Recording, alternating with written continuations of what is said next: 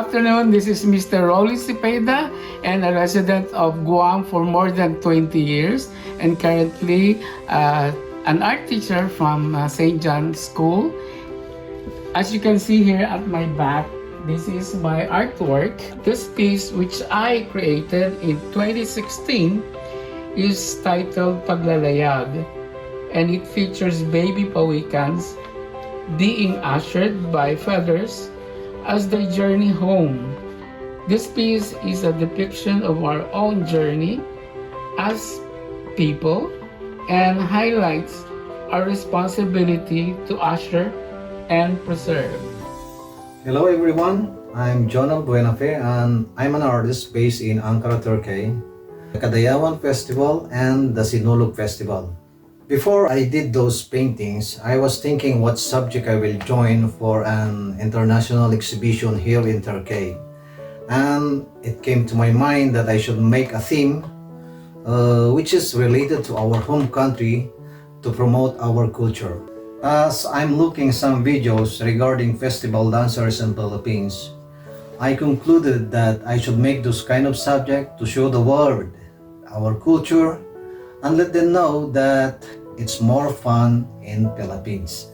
Hi everyone, I'm Jensen Moreno. I'm an artist, designer, and art teacher here in China. I'm currently based in Beijing, and welcome to my home office and studio. So here I do a lot of my work and I try to multitask and do a lot of things in my company, which I started in late 2019. I hope you will also like my painting of the Filipino farm girl, which is a tribute to all the Filipinos who have been working hard abroad and who's been long time away from their families, been long time away from our country, the Philippines, to honor this hard work and this sacrifice for their family. And in due time, they come back home, a true Filipino who is very patriotic no matter where they go. They go back to the home country and harvest the fruit of their labor.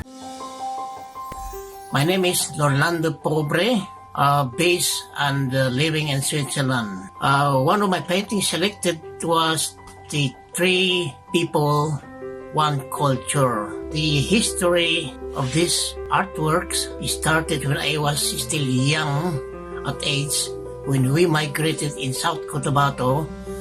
One time I went to Mindanao, to South Cotabato during the Tinalak Festival.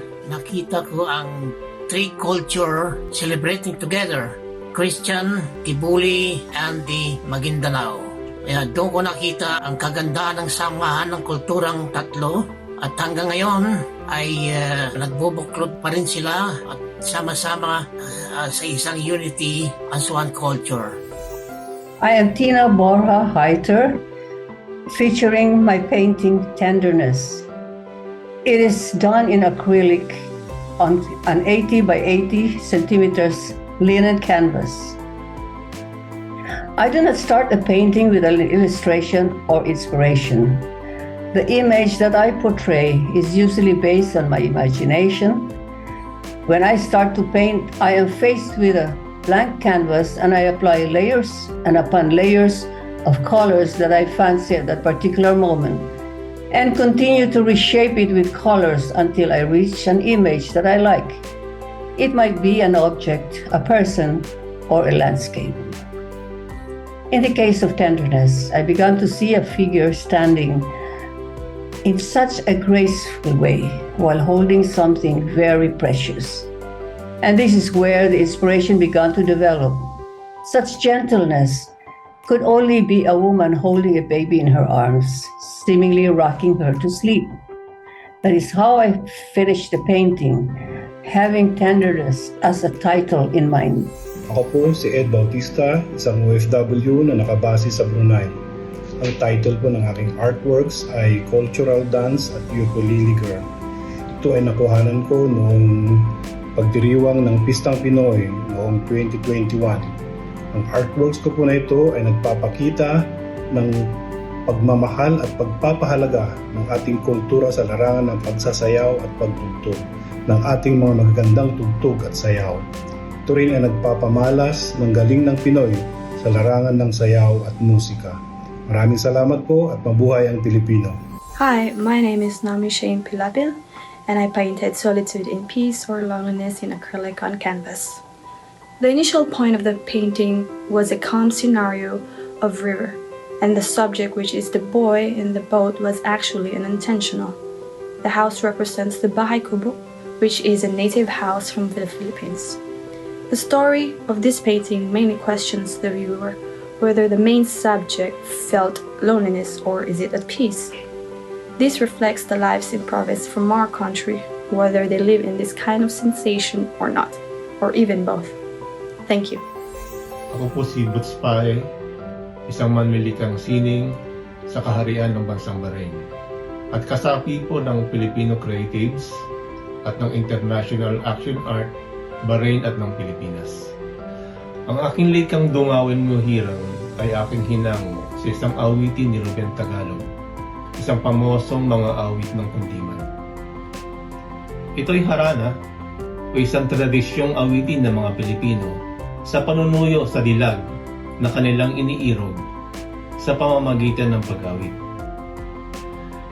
Ang layunin ng obrang ito ay upang sariwain ang kulturang Pilipino at maibahagi sa mga kabataan.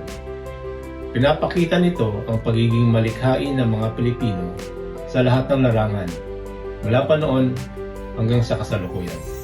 Hi, my name is Geraldine Martinez-Benz, and this is my painting, American Dream.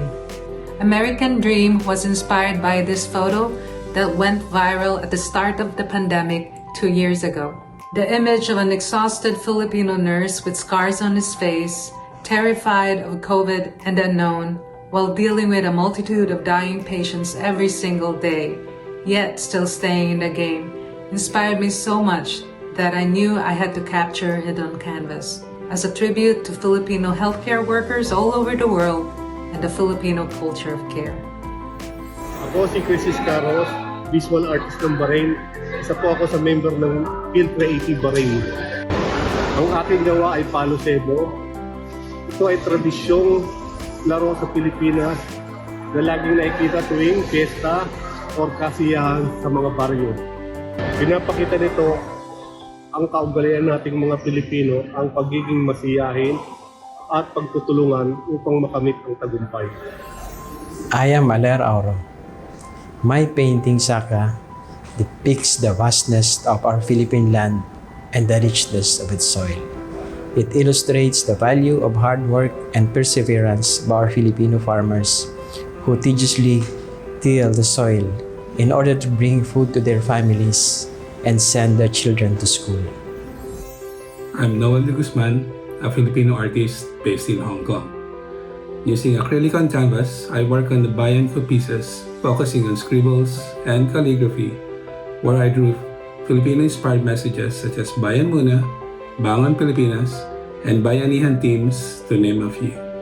I was motivated to create these patriotic theme paintings with the hope and desire to inspire fellow Filipinos to promote love of family, foster good values, and express my gratitude to the country.